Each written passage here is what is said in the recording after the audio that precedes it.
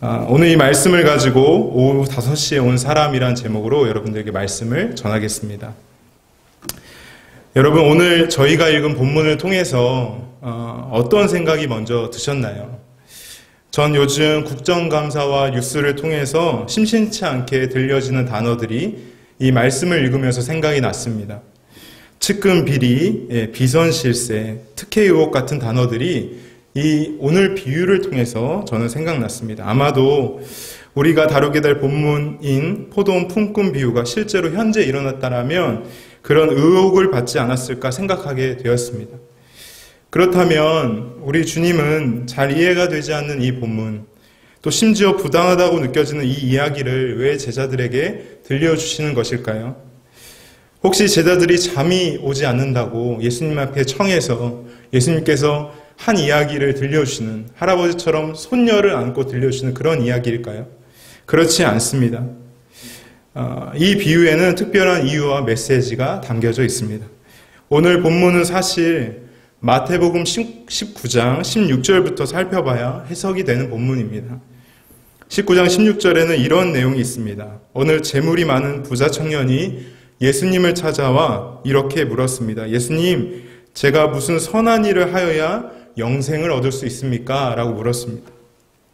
그러나 예수님께서는 율법의 내용들을 다 알려주시면서 너가 하나님의 법인 율법을 다 지켜야만 하나님의 나라에 들어갈 수 있고 영생을 얻게 된다라고 설명해 주셨죠. 그러자 이 청년이 자신이 그 모든 내용을 다 지켰다라고 얘기합니다. 그러자 21절 예수님이 그가 율법을 다 지켰다는 다짐과 그 생각이 얼마나 잘못된 것이고 착각임을 알려주시기 위해 이렇게 말씀하십니다. 21절 함께 읽겠습니다. 예수께서 이르시되 내가 온전하고자 할진대 가서 내 소유를 팔아 가난한 자들에게 주라. 그리하며 하늘에서 보화가 내게 있으리라. 그리고 와서 나를 따르라 하시니, 예수님은 이렇게 말씀하시는 거예요. 네가 율법을 다 지켰다고 생각하니? 사람을 미워하는 것을 하나님은 살인이라고 여기시고, 지나가는 여자를 보며 음욕을 품는 것을 간음이라고 여기시는 그 하나님의 기준에 합당하게 네가 모든 율법을 다 지켰다고 생각하니? 만약 그것이 사실이라면, 내 이웃을 내 몸같이 사랑한다면 네가 그렇게 사랑하는 그 재물을 지금 나눠줄 수 있겠니? 라고 물으시는 거예요. 그러자 그 부자 청년이 어떻게 반응합니까? 19장 22절에 이렇게 기록되어 있습니다. 그 청년이 재물이 많음으로 이 말씀을 듣고 근심하며 가니라. 그가 하나님의 계명을 다 지켰다는 것이 자신의 착각이었음을, 그렇게 자신의 처지와 상태를 직면하시도록 예수님께서 도와주신 것입니다. 그런데 문제는 다른 곳에서 터졌죠. 19장 27절인데요. 이에 베드로가 대답하여 이르되 보소서 우리가 모든 것을 버리고 주를 따라 싸운데 그런즉 우리가 무엇을 얻으리이까? 그냥 가만히 있으면 되는데 우리 베드로 형님이 갑자기 이 부자 청년을 보면서 용기가 생겼던 것 같아요. 그러면서 자기 자랑이 시작됐죠. 예수님, 저는 부자 청년하고 정말 다릅니다. 저는 모든 것을 다 버렸습니다. 가족도 직업도 친구도 저는 다 주님을 위해서 버렸습니다. 그리고 저는 주님을 지금 따르고 있습니다. 그런 저는 주님 어떤 보상을 받게 됩니까? 무엇을 받게 됩니까? 아마 베드로는 자신이 주님을 열심히 따르고 있고 섬겼으며 그렇기에 그에 합당한 보상이 주어져야 하는 것이 아닌가 생각했던 것 같습니다. 그럼 베드로의 질문에 예수님이 무엇이라고 대답해 주셨죠? 19장 30절에 보면 그러나 먼저 된 자로서 나중되고 나중된 자로서 먼저 될 자가 많으니라. 예수님의 베드로의 질문에 대한 대답이 참 아리송합니다. 잘 이해가 안 돼요. 우리만 이해가 안 됐을 뿐더러 제자들도 아마 이해가 안 됐던 것 같아요. 그걸 아시는 주님이 이 대답의 설명판, 이 대답의 확장판으로 오늘 포도원 품꾼 비유를 들려주시고 계신 것입니다. 이 비유의 마지막 또한 어떻게 마무리가 되고 있죠? 20장 16절, 이와 같이 나중된 자로서 먼저 되고 먼저 된 자로서 나중되리라. 예수님은 자신의 대답이 무슨 의미가 있는지 제자들에게 설명하며 또한 베드로와 제자들이 가지고 있는 오해를 풀어주기 위해 이 비유를 들어 와닿도록 설명하고 계시는 것입니다. 그러면 포도원 품꾼 비유가 어떤 스토리를 가지고 있는지 한번 같이 살펴보고 싶습니다. 어느 날 포도원을 소유하고 있는 주인이 알차게 연근 포도를 따기 위해서 일꾼을 찾으러 장터에 나갑니다. 당시 장터는 지금처럼 상거래 장소가 이루어지는 장소이기도 하였고 동시에 인력시장처럼 하루하루 일당을 받아 일하며 생계를 유지하기 원하는 사람들이 모이는 장소였습니다. 그리고 그곳에서 이른 아침 나와 있는 사람을 고용해 자신의 포도원에 데리고 가죠. 본문은 이 이른 아침이 언제인지 밝혀주고 있지 않습니다. 그러나 보통 이스라엘에서 노동자들이 하루 일과를 언제 시작하냐면 일출의 시기인 새벽 6시에 시작해서 일몰의 시기인 저녁 6시까지 끝내는 것이 하루 노동시간이었어요. 그 식사 시간을 제외하고는 10시간 정도를 일해야 되는 그런 노동시간을 가지고 있는 것이 이스라엘 전통이었죠. 그렇게 주인이 이른 아침 일꾼을 구하러 나갔다는 것은 몇 시에 지금 사람을 구하러 나갔다는 것이죠? 새벽 6시에 나가서 일꾼을 구한 것이죠. 그리고 주인은 고용된 사람들에게 하루 일당을 고지해 줍니다. 한 데나리온이라고 2절에 되어 있습니다. 이 한 데나리온은 당시에 로마 군인들이 하루 일당으로 받았던 것과 같은 금액입니다. 그렇기에 이 일당은 합당하고 하루 벌어서 사용하기에 적정한 금액으로 보입니다. 그런데 주인은 이렇게 몇 명을 고용한 것에 그치지 않고 또 제3시에 나가서 다시 일꾼을 불러왔다라고 기록되어 있습니다. 성경이 말하는 시간에 플러스 6을 더하면 지금 한국 시간이 됩니다. 그러면 제3시에 나갔다는 것은 몇 시에 나간 것이죠? 아침 9시에 나가서 일꾼을 불러온 것이 됩니다. 그리고 그 사람에게도 내가 너에게 상당하게 주리라 이렇게 약속했어요. 상당하게라는 말은 적당하게, 적합하게, 적정한 수준을 주겠다는 뜻입니다. 그렇기에 9시에 선택된 사람은 아마도 내가 보통 6시부터 일하는 사람들이 한 데나리온을 받기 때문에 그거보다 못하겠지만 그래도 거기에 상당한 정도로 내가 돈을 받을 수 있겠다라고 생각하며 주인의 요청에 응답했을 것입니다. 그런데 이 주인이 또 이상한 사람이에요. 조금 이상한 사람이에요. 일을 시켜놓고 또 나갑니다. 시장에 또 나가요. 5절에 보면 우리 5절을 같이 한번 읽겠습니다. 시작.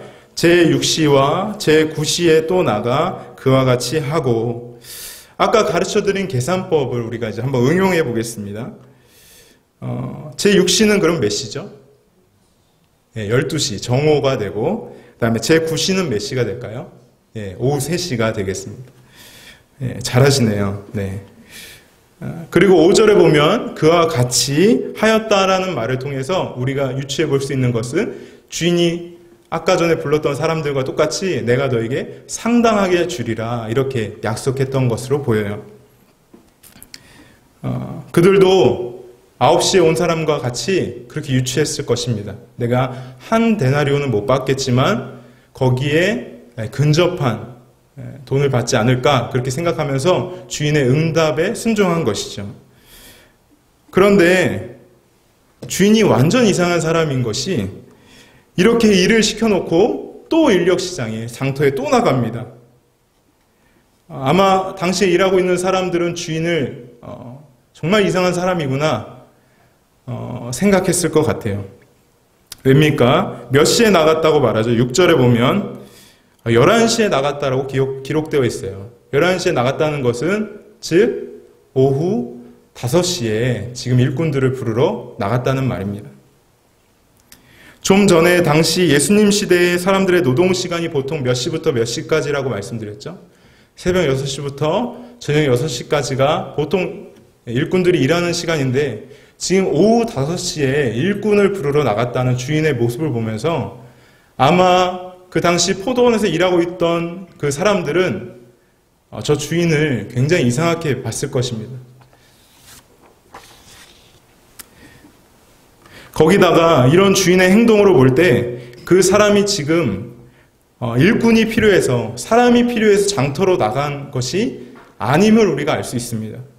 왜냐하면 일꾼이 필요하거나 사람이 모자랐다면 새벽 6시에 나갔으면 7시에 나가고 8시에 나가고 9시에 나가야 옳은 것인데 이 사람은 일이 다 끝나기 1시간 전에 나가서 일꾼을 불러오는 것을 통해서 아마도 이 사람에게는 일꾼이 필요한 것은 아니었다는 것을 우리가 유추해 볼 수 있습니다.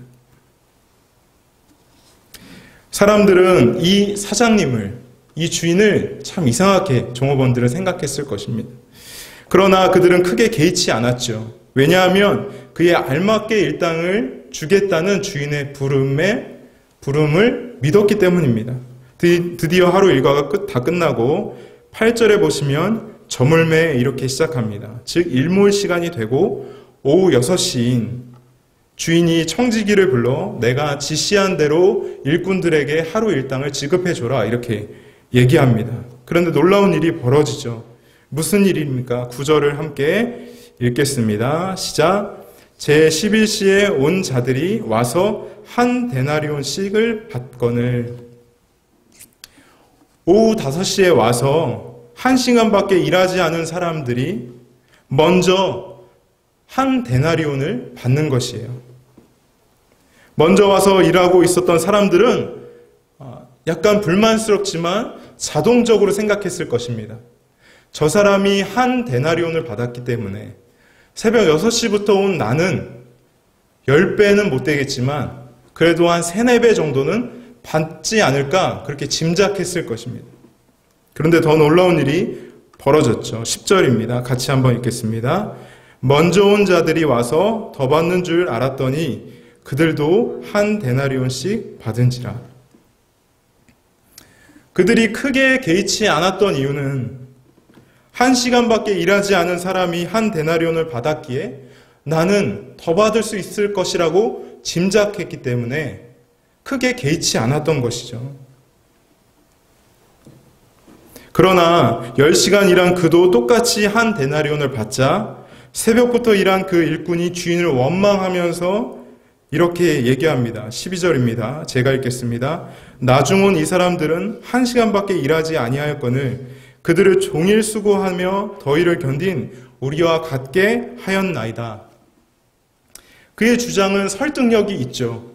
보통 이스라엘의 추수 시기가 포도 추수 시기가 9월이라고 측정이 되는데요. 9월은 이스라엘에서 매우 더운 시기입니다. 그래서 이 사람이 종일 수고하며 더위를 견딘 나를 그렇게 대접하냐라고 얘기하는 것은 합당한 주장이고 합당한 근거가 있습니다. 그렇기에 앞서 말씀드렸듯이 이 이야기를 읽는 제 마음속에 여러분 마음속에 이것은 측근 비리다. 특혜 의혹이다. 이런 시비가 일어날 만한 일이라고 저는 생각합니다. 사랑하는 여러분, 이 비유가 베드로에게 무엇을 깨닫게 해주었을까요? 예수님의 대답 19장 30절 그러나 먼저 된 자로서 나중되고 나중된 자로서 먼저 될 자가 많으니라. 이 아리송한 대답에 어떤 설명을 주고 있는 것일까요? 예수님은 이렇게 말씀하신 거예요. 베드로야, 너는 내 자신이 칭찬받을 만하고 그렇게 노력했기에 그에 따른 보상도 기대해 볼 수 있는 새벽 6시에 온 사람이라고 너를 생각하나 보다. 그런데 이 하나님의 나라에서는 그렇게 생각하며 일하는 자는 귀하게 여겨지지 않는다. 오히려 이 하나님의 나라에서는 오후 5시에 온 사람처럼 살며 생각하는 자를 더 귀하게 여기는 나라이다.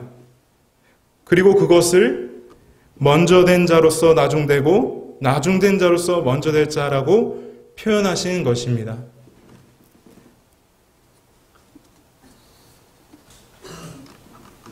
저는 오늘 여러분들과 같이 베드로를 시작해 제자들 그리고 하나님을 따른다고 생각했던 종교 지도자들을 대표하는 새벽 6시에 온 사람들의 특징을 좀 살펴보고 싶습니다. 또한 더불어 하나님의 나라에 칭찬받는 오후 5시에 온 사람이 가지고 있는 특징도 살펴볼 것입니다. 결론적으로 우리의 마음이 지금 어느 시간에 와 있는 사람인 것인지, 저와 여러분들의 마음이 새벽 6시인지 아니면 오후 5시의 사람인지 그것을 한번 살펴보고 싶습니다. 베드로를 위시해 새벽 6시부터 나온 사람의 첫 번째 특징이 무엇이죠? 첫째로 주인에게 내가 한 일만 기억하는 사람이라는 것입니다. 마태복음 19장 27절, 마태복음 20장 12절을 같이 한번 읽겠습니다. 이에 베드로가 대답하여 이르되 보소서 우리가 모든 것을 버리고 주를 따랐사온데 20장 12절 나중 온 이 사람들은 1시간밖에 일하지 아니하였거늘 그들을 종일 수고하며 더위를 견딘 우리와 같게 하였나이다. 새벽 6시에 온 사람들은 자신이 주인을 위해서 어떤 일을 했는지 그것에만 온통 관심이 빼앗긴 사람들입니다. 그들은 정작 주인이 자신들을 위해서 일한 것은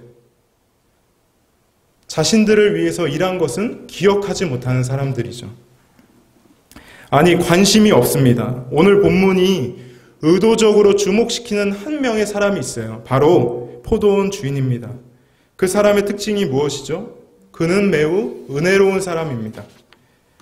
이른 아침부터 새벽 6시부터 일찍 일어나 종을 시키지 않고 직접 장터에 나가 사람들을 불러왔다는 그 자체가 은혜로운 사람임을 증명하고 있습니다. 더불어 이 본문에서 가장 많이 수고한 사람이 누구죠? 새벽 6시에 온 사람입니까? 아닙니다. 포도원 주인이 가장 많이 수고한 사람입니다. 그는 오늘 하루 종일 일찍부터 5번이나 장터에 나가 사람들을 불러왔습니다. 그가 먼저 나서지 않았다면, 그리고 그가 희생하지 않았다면 아무도 포도원에 들어와 일할 수 있는 사람은 없었을 것입니다. 베드로를 대표한 제자들의 생각을 아시는 주님은 이런 주인의 행동을 통해서 베드로와 제자들의 착각을 벗어나게 만들어주고 계시는 것입니다. 얘들아, 너희는 나를 위해 대단한 수고를 하며 너희가 나를 따른 것이라고 생각하지? 그렇지 않다. 너희가 시작한 일이 아니라 내가 먼저 수고한 일이다. 내가 먼저 시작한 일이야. 너희에게는 포도원에 들어갈 근거와 이유와 조건과 자격이 아무것도 없다. 내가 은혜로 먼저 선택하신 거고 선택한 일이야. 너희가 모든 것을 버리고 나를 따른 것이 아니라 내가 모든 것을 버리고 너희를 부른 것이다. 예수님은 베드로와 제자들의 생각을 바꾸어 주신 것입니다.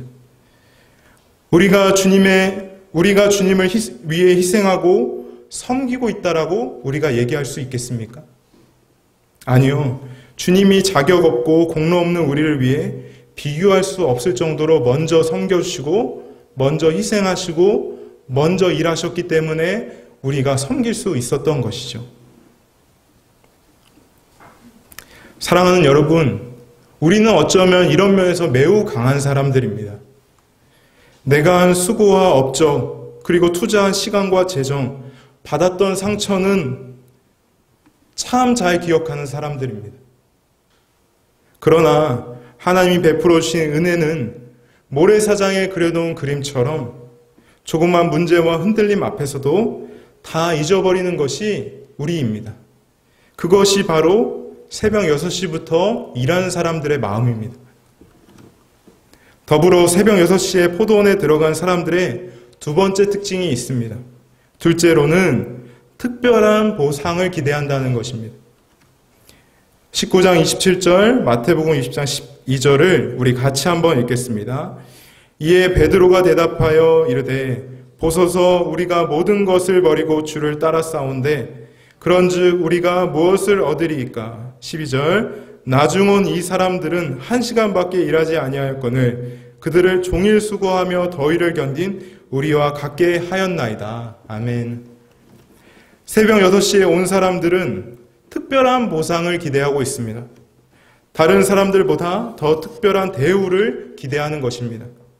자기의 업적과 행동에 근거한 발언이기 때문에 그들의 태도는 매우 당당합니다.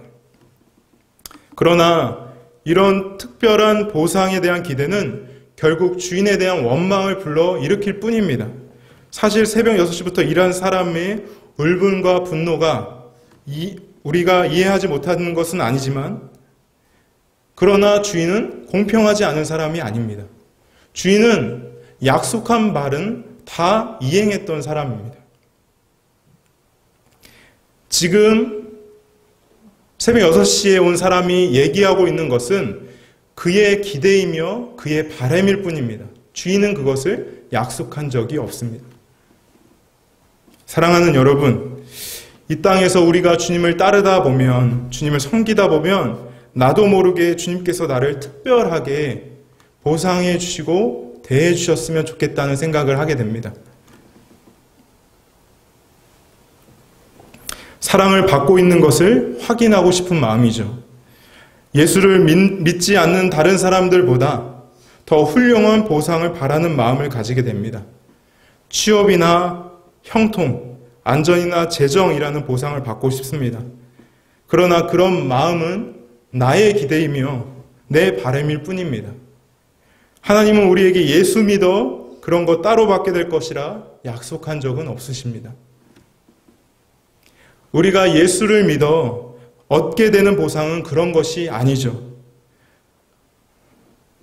우리가 예수를 믿어 얻게 되는 보상은 21절에 나와 있는 것처럼 종일 수고하며 더위를 견딘 것, 이것이 우리가 예수를 믿어 얻게 되는 보상입니다. 우리는 이것을 고생이며 손해라고 부릅니다. 그러나 하나님 나라 안에서 참 주인을 찾고 참 주인의 나라인 포도원 같은 곳에서 그 나라를 위해서 더위를 견디며 땀을 흘리는 것, 그것이 예수를 믿어 우리가 받게 되는 보상입니다.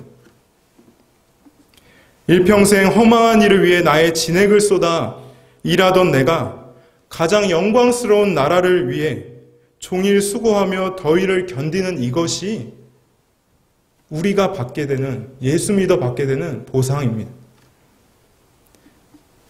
그러나 우리는 그것을 보상이라 여기지 않죠. 그것이 하나님을 원망하는 이유입니다. 이런 새벽 6시에 온 사람들과 다르게 하나님 나라의 귀하게 여김을 받는 사람의 부류들이 있어요. 바로 오후 5시에 온 사람들입니다. 그 사람들의 특징은 무엇입니까? 베드로와 제자들은 가지고 있지 않는, 새벽부터 일하는 사람들에게는 없는 그 오후 5시에 온 사람들의 특징은 이것입니다. 바로 주인에 대한 깊은 은혜를 소유하고 있다는 것입니다. 여러분, 그것 하나입니다. 다른 것이 없어요. 하나님 나라에서 가장 귀함을 받는 사람의 조건은 그 사람이 얼마나 기여했냐, 얼마나 많이 일했느냐에 있는 것이 아니라 주인에 대한 깊은 은혜를 가지고 있느냐로 측정되는 것입니다. 나의 내면에서 내가 참 절박하고 절망적일 때 구원해 주신 주님에 대한, 주인에 대한 그 깊은 은혜가 있는가? 그것이 하나님의 나라의 측정 기준입니다. 6절과 7절을 한번 같이 함께 읽겠습니다. 시작. 제11시에도 나가보니 서 있는 사람들이 또 있는지라. 이르되 너희는 어찌하여 종일토록 놀고 여기 서 있느냐. 이르되 우리를 품꾼으로 쓰는 이가 없음이니이다. 이르되 너희도 포도원에 들어가라 하니라. 6절에 보면 종일 그리고 쓰는 이가 없다라는 구절이 있습니다. 우리가 이 구절을 통해서 유추해 볼 수 있는 것은 이 사람이 새벽 6시부터 나와서 기다렸다는 거예요. 자신을 불러줄 그 주인을 기다리고 있었다는 겁니다. 그런데 아무도 그를 필요로 하지 않고 불러주려는 사람이 없었다는 겁니다. 이제 시간이 지나서 오후 5시가 됐어요. 이 사람이 왜 오후 5시까지, 오후 6시면 모든 장이 닫히는데 오후 5시까지 그 자리를 떠나지 않고 지키고 있었을까요? 그가 그렇게 빈손으로 돌아가면 기다리고 있는 아내와 자녀들 때문에 돌아가지 못하는 것은 아닐까요? 이 사람은 그렇게 마지막 절박함으로 그 인력시장에 남아 있었던 것입니다. 여러분은 인력시장을 경험해 본 적이 있습니까? 사실 제가 사는 동네는 아직도 인력시장이 열리고 있어요. 이른 아침 새벽 4시와 5시가 되면 곳곳에서 많은 남성들이 나타납니다.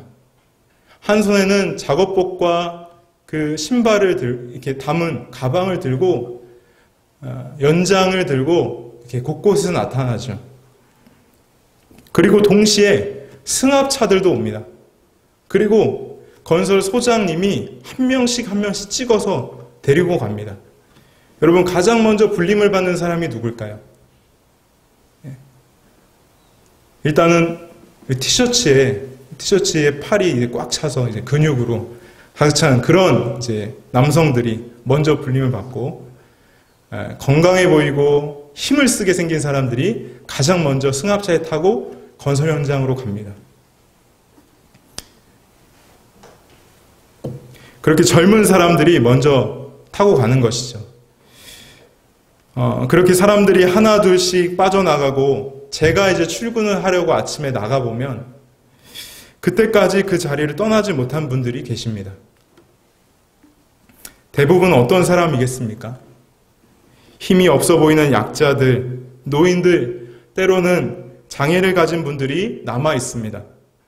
그들은 동이 다 터올라 날이 밝아도 그 자리를 떠나지 못합니다. 왜 그렇습니까? 그만큼 그 하루거리가 절박하기 때문입니다. 아이들에게 피자와 치킨이라도 사 먹이고 싶은 아비의 마음 때문에 그 자리를 떠나지 못하는 것이죠. 또한 자녀에게 용돈이라도 쥐어주고 싶은 그 마음 때문에 그 자리를 떠나지 못하는 것입니다. 아마 오후 5시까지 기다린 그 일꾼이 그러했을 것입니다. 5시까지는 기다렸지만 아무도 자신을 불러주지 않았습니다. 깊은 절망과 탄식 속에 자리에 주저앉아 있는데 다 끝났다고 생각한 그때 한 사람이 자신을 불러줍니다. 그리고 자기한테 같이 내 포도원에 가서 일하자고 초청합니다. 너무 감사했겠죠. 그 사람이 나머지 1시간을 어떻게 일했을까요? 아마 온 힘과 정성과 뜻을 다해서 그 1시간을 가득 채워서 일했을 것입니다. 그런데 놀라운 일이 이 사람에게 벌어지죠. 주인이 불러 이렇게 얘기합니다. 이봐, 너무 수고했네. 여기 한 데나리온이 있어. 가져가서 오랜만에 가족들과 풍족한 식사나 하게.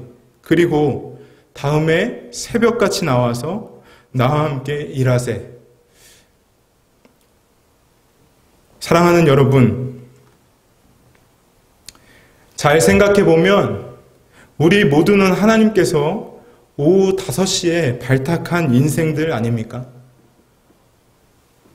수많은 시도와 노력을 해보며 스스로 애써봤지만 자식도 돈도 명예도 인간관계도 해결하지 못했던 그 끝이 없던 목마름과 공허함 앞에 털썩 주저앉아 있을 때 누가 마르지 않는 생수가 되어주셨습니까? 왜 살아야 되는지, 어떻게 살아야 되는지 향방을 잃어버렸을 그때에 내가 길이요 진리요 생명이 되어주신 분은 누구십니까? 죄가 죄인 줄도 모르고 스스로 하나님이 되어 살던 우리의 인생을 불쌍히 여겨주시고 그 길을 막아주시고 복음을 들려주셔서 새로운 생명을 주신, 새로운 살 길을 주신 분은 누구십니까?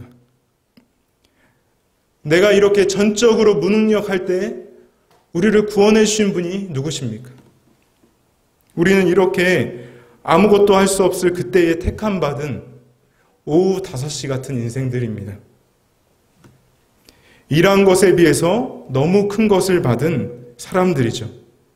이런 우리가 어떻게 주인 되신 하나님에게 내가 한 일에 대한 보상을 주십시오, 특별한 보상을 주십시오라고 얘기할 수 있습니까?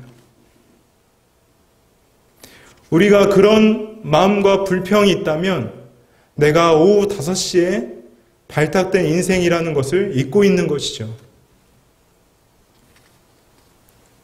시간이 지나고 신앙의 연륜이 쌓이면서 하나님이 내게 해주셨던 일보다 내가 하나님께 했던 기도의 시간, 헌신의 양, 희생들을 더 많이 생각하며 그렇게 막연하게나마 하나님께서 내게 보상을 해주는 것이 당연하다, 그렇게 생각하며 원망하는 분이 여기 있지 않습니까? 또는 아무것도 변하지 않는, 신앙을 가졌지만 아무것도 변하지 않는 나의 삶과 문제들 앞에 하나님 앞에 원망을 내려놓고 있는 분이 있지 않습니까? 그때 여러분 잊지 않으셔야 됩니다. 내가 오후 5시에 발탁된 사람이라는 것을 말이죠. 저는 지난 화요일 목사 안수를 받았습니다. 강도사까지도 그 무게가 무겁다고 혼자 착각했습니다.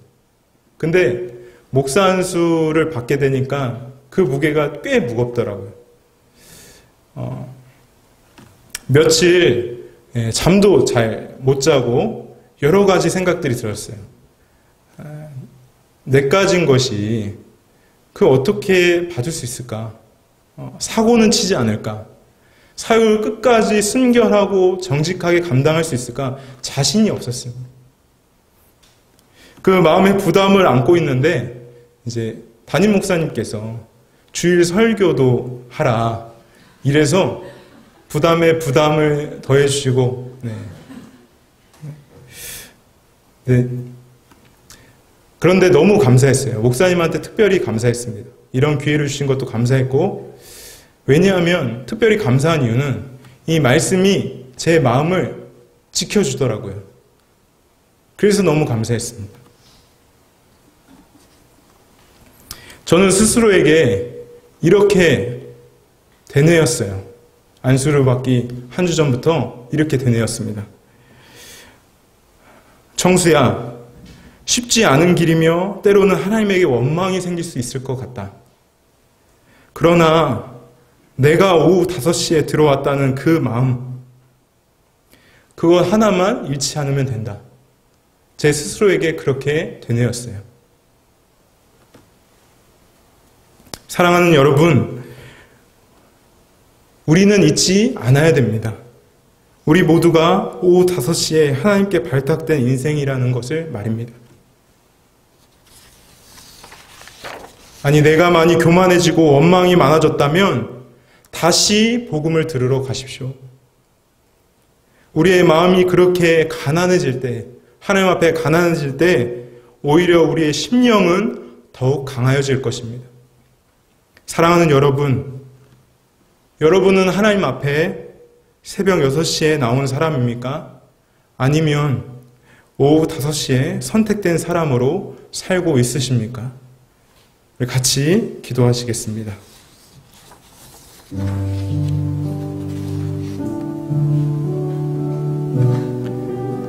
우리 이 시간 한 가지만 가지고 같이 기도하겠습니다.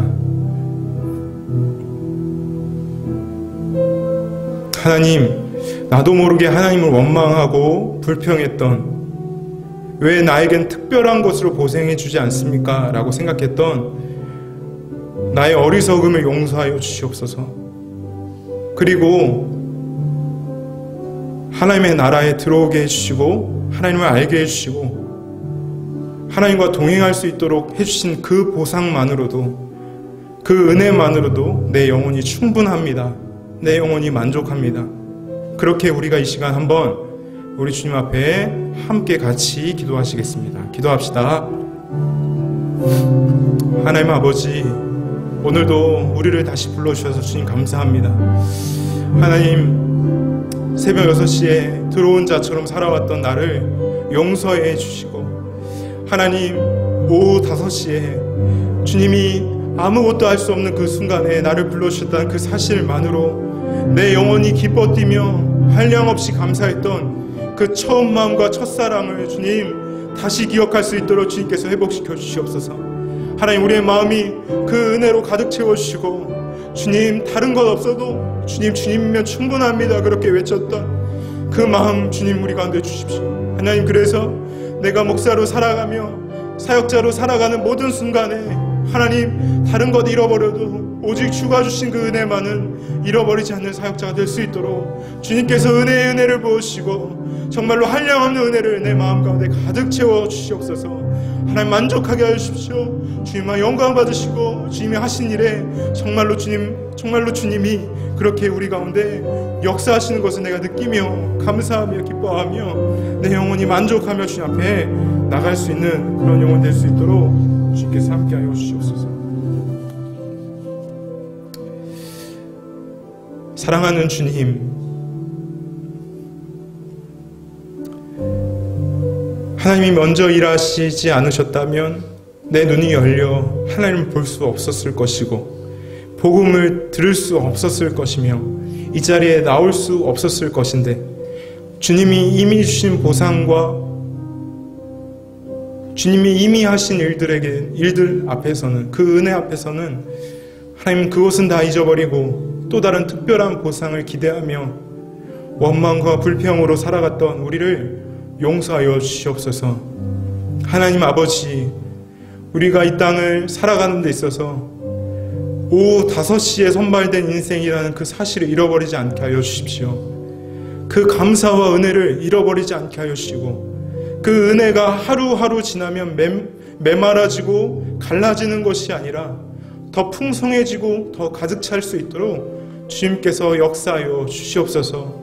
하나님, 그래서 세상이 우리를 통해서 아무것도 기쁠 수 없는 상황에서도 은혜 때문에 감사하는 것을 보게 하여 주시고, 주님이 살아계시고 역사하시는 것을 우리의 삶과 우리의 말과 우리의 생각으로 느끼며 경험하는 그런 일들이 일어날 수 있도록 주님께서 도와주시옵소서.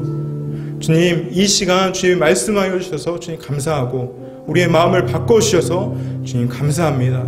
이 모든 말씀 예수님의 이름으로 기도합니다. 아멘.